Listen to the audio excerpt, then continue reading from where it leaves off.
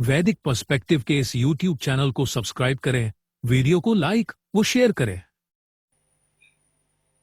ओम नाई दिवह पृथिव्या अंतमापुहना मायाभिधनदाम पर्यभुवन युजम वज्रम बुद्धः चक्र इंद्रो निर्ज्योतिषा तमसोगा अदुक्षा।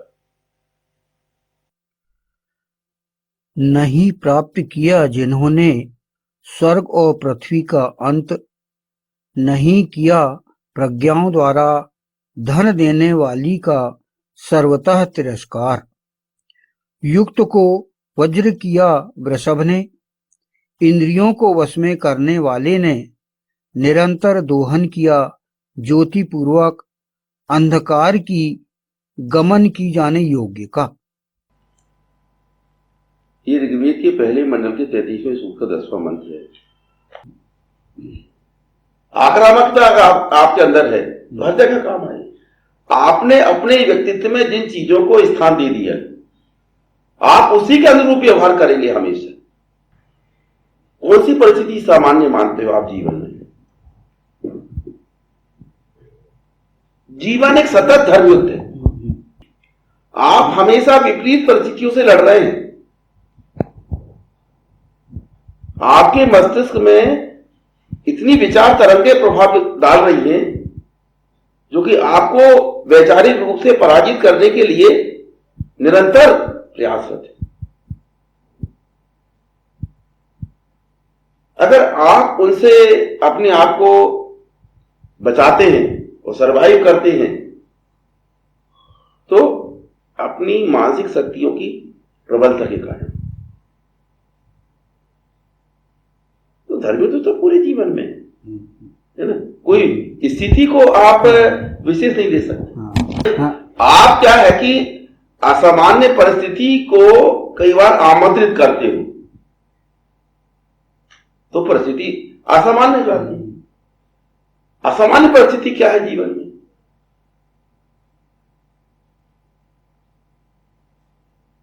कोई परिस्थिति असामान्य नहीं होती जीवन में, सब सामान्य होती है। हमने मान लिया कि ये असामान्य है। जैसे हम पे चार्ज लग गया, हमें पुलिस स्टेशन ले जा लिया गया, हमको बिठा लिया गया। आप बोलोगे असामान्य परिस्थिति। क्या क्यों असामान्य परिस्थिति? चार्ज लगेगा तो पुलिस स्टेशन जाना ही पड़ेगा। जैसे जरूरत पड़ने पे आदमी बैंक जाता है, पैसे की जरूरत है तो बैंक जाएगा। कहीं सफर करना है ट्रेन से तो रेलवे स्टेशन जाएगा।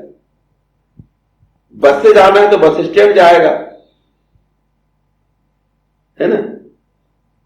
खाना खाना है तो होटल जाएगा, बीमार है तो अस्पताल जाएगा, है ना। वैसे ही अगर कोई विवाद की स्थिति आएगी तो थाना जाएगा, और विवाद कानूनी रूप ले लेगा तो कोर्ट जाएगा। तो उनको असामान्य क्या है इसमें? सब सामान्य है। हम असामान्य मान लेते हैं। वो तो सब कार्यालय, वहां जो लोग कर्मचारी काम कर रहे हैं वो सब सामान्य ढंग से अपनी रूटीन पूरी कर रहे हैं। हम असामान्य समझते हैं तो हमारे लिए वो असामान्य परिस्थिति हो गई। आपने असामान्य समझ लिया। कोई आके हमारे घर के सामने अचानक गाली बकने लगा, निकल साले, हम देखते हैं फलाना ऐसा कर, हम उसको असामान्य परिस्थिति मान लेते हैं। जैसे आके गाली बक रहे हैं, बाकी लोग भी और घर से निकल के खड़े हो जाएंगे घेरा बना के। अब वो परिस्थिति असामान्य है ना। कि जो शराबी लोग रहते हैं वो रात में पूरा उनका नाटक चलेगा, सवेरे से एकदम नॉर्मल जिंदगी चलती है उनकी। कोई नहीं पूछेगा कि रात में तू क्या बड़बड़ा रहा था, क्या बोल रहा था। सुबह जैसे ही उठेंगे तो फिर रूटीन चालू हो जाएगी, शाम को फिर वही नाटक। तो ये क्या है कि कोई व्यक्ति अगर एकाएक वहां फंसे तो उसको असामान्य लगेगी परिस्थिति, पर उनके लिए तो सामान्य परिस्थिति है ना। अस्पताल में कितने सीरियस रोगी आए, डॉक्टर घबराता है। क्यों? क्योंकि वहां रोगियों का आना कॉमन है, सीरियस ही आते हैं। कोई ज्यादा सीरियस रहते हैं, कोई कम सीरियस रहते हैं। कुछ लोग मर जाते हैं, कुछ लोग उसमें से ठीक होके चले जाते हैं। उनके लिए ये कॉमन हो गया, सामान्य हो गया। पर हमारे लिए चूंकि हर दिन रात दिन से ये स्थितियां नहीं आती, इसलिए हमारे लिए सामान्य। तो एक परिस्थिति किसी के लिए सामान्य होती है, वही परिस्थिति दूसरे किसी के लिए असामान्य हो जाती है। हम उसको सामान्य असामान्य मानते। तो जो बेसिक चीजें भगवान राम ने वहां बताई वो पूरे जीवन में उपयोगी। और धर्मयुद्ध क्या है? किसी भी वृत्त से जब आप व्यवहार करते हैं तो एक धर्मयुद्ध नहीं होता है। या तो वो अपनी विचारधारा आप पर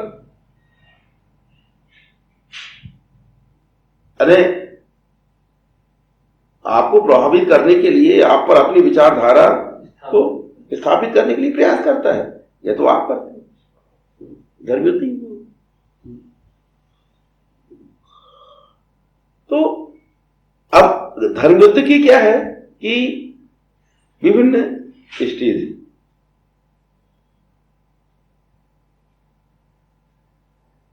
अब जहां संस्था के साथ, संस्था के वजह से हो रहा है, ये बड़ा व्यापक रूप, बड़ा रूप हो गया। दो देशों के बीच में हो रहा है तो बहुत बड़ा रूप हो गया, और बहुत सारे देश शामिल हो गए तो विश्व युद्ध हो गया।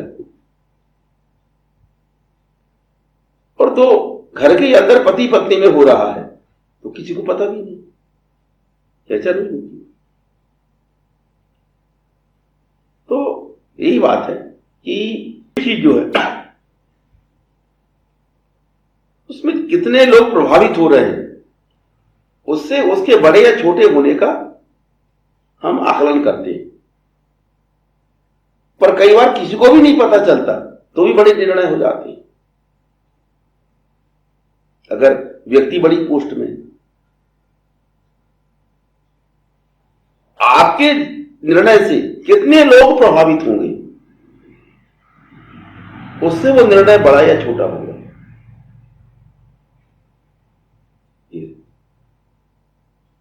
तो पर निर्णय लेने के लिए एक व्यक्ति को पूर्ण रूपेण अपना आपका निर्माण करना जरूरी होता है। एक व्यक्ति पूर्ण रूपेण सक्षम बने, क्योंकि निर्णय उसको जीवन में लेना पड़ता है। तो जितनी क्वालिटी उन्होंने भगवान राम ने बताई है, उनकी जरूरत हमेशा है लोगों को। क्योंकि स्पेशल परिस्थिति में आप अपने अंदर उस भावना को पैदा करोगे, ऐसा नहीं। तो स्वाभाविक रूप से पैदा होती परिस्थिति जैसी आती रहेगी, व्यक्ति उस हिसाब से बिहेव करता रहेगा। पर पोटेंशियल पूरा है उसके अंदर, शक्तियां सारी की सारी उसके अंदर जागृत है, उनके महत्व को समझता है वो, और उसने शक्तियों को जागृत करके रखा है। उन सब चीजों को जागृत करके रखना मतलब क्या? उनको संतुलित बना के रखना, ये जागृत करना। अपने आप पर नियंत्रण, अपनी इंद्रियां अपने वश में होना, ये बेसिक चीज वो है। तो अब आपके तरफ सारी चीजें ऑलरेडी पाई जाती हैं। ऐसा नहीं कि कोई व्यक्ति धैर्यहीन होता है, कोई व्यक्ति धैर्यहीन नहीं होता। धैर्य किसी न किसी मात्रा में सबके अंदर है, पर किसी के अंदर क्या है कि कायरता की सीमा तक है, और किसी के अंदर बहुत अधीरता है, उतावलापन की सीमा तक। कोई इतना धैर्यवान रहता है कि वो कायर बन जाता है, करना ही नहीं, या कोई इतना ज्यादा उतावला होता है कि वो अपने अंदर कंट्रोल ही नहीं कर पाता। तो धैर्य की क्या है कि कायरता की सीमा तक ना हो और उतावलापन में भी ना हो, तो एक उसकी संतुलित मात्रा, संतुलित ढंग से वो होना चाहिए। तो संतुलन पैदा करना, संतुलन बना के रखना धैर्य का, यही उसको जागृत करना है। क्या होगा जागृत करने के मतलब? कि धैर्य संतुलित मात्रा में पाया जाना चाहिए।